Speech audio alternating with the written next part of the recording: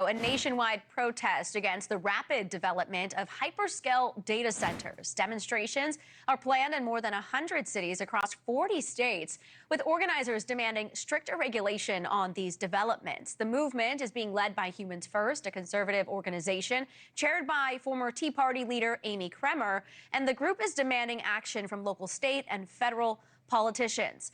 Protect hometowns' wallets and way of life, end taxpayer bailouts for big AI companies. Politicians in Washington act to block dangerous AI systems. It's not just political activists sounding the alarm. A new foe has emerged for data centers, and that's farmers. They oppose an expansion of data centers and are warning of the impact of agricultural land and water resources. My next guest has been on the front lines of this fight, Philip Nelson. He's the president of the Illinois Farm Bureau. Philip, thank you for joining us tonight on the Hill. We appreciate it. First off, describe what's happening to Illinois farms as these data centers are being built there.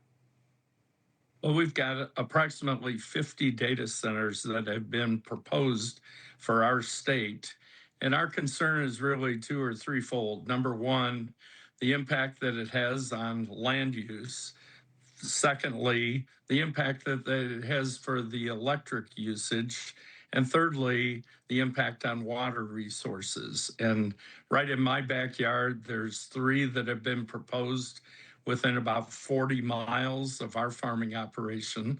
And one of those in the Joliet area is even installing a pipeline to run from the Great Lakes to Joliet to supply the much needed water for that data center. So we have a lot of concerns. And, as a livestock producer, we have said when we expand our livestock operation, we have a number of regulations you have to abide by, setbacks, nutrient management plans, and such. And this is, I compare it almost to the Wild West to see how fast some of these businesses can site these data centers. And there's been significant pushback at the local level. And we understand as agriculture, we need data centers, but they need to be sited in a responsible manner. So we've seen a 46% surge in farm bankruptcies just this last year, and that's suggesting there's a lot of pressure on the agriculture industry right now. So should farmers in dire straits avoid selling their land for data centers? Well, that really is a property rights issue of the respective landowners. But I think what we have said, I think there needs to be more strategy given where these are sited, where they're built. I saw a survey the other day or statistic that said there's roughly 8,500 data centers in the United States right now, but they're only operating at about 25% capacity. I think as states and as a federal government, we need to decide how many of these we need to, be responsible to businesses that tap into them. But on the same token, I think we need to understand where they need to be sited. The one thing we are concerned in the agriculture industry is that we don't overbuild these and that we have a bunch of concrete dinosaurs in these fields left abandoned at some point in time without decommissioning them. Yeah, fair point. Are you hoping for more, contact with Washington or more ways that people can be stepping in here to make sure that doesn't happen? Well, there was talk in our General Assembly in Illinois this year, but really nothing materialized. So I do think there needs to be a role for the government, whether that's at the local level, the state level, or the federal level, to kind of monitor these and make them be cited in a responsible fashion. And there's another big strain, though, for farmers, and that's the rising fertilizer and fuel costs. So the average price for a gallon of diesel fuel is above $5 again. We know the Agriculture Secretary, Brooke Rollins, earlier this week, she praised the administration's efforts to drop fertilizer prices. Here she is. Let's talk on the other side.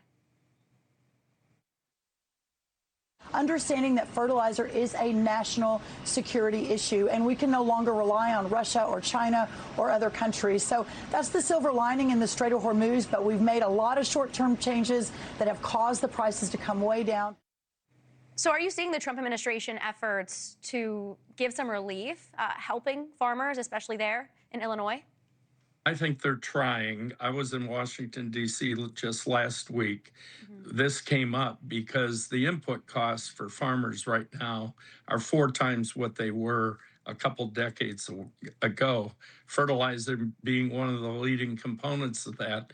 We heard a presentation last week that 80 production facilities have been attacked in the Iran conflict in the Persian Gulf. That affects the fertilizer that flows up to us this fall. As I have said, we've got 90 days in front of us to try to address this, whether it's the fertilizer, whether it's the seed that we're going to be planting next year, the crop protectorants that we spray and apply on our fields. So we're trying to bring, significant attention to this. And a recent study came out just last week showing that our competitors in South America pay much less for crop protectorants and for the tech fees on the seed that we produce or purchase. So we've got our work cut out to bring that attention. Ultimately, if we don't see these prices reset and come back, or we don't see commodity prices, accelerate, we're really in the second and third year of a struggling farm economy. So we've got to get this addressed as soon as possible.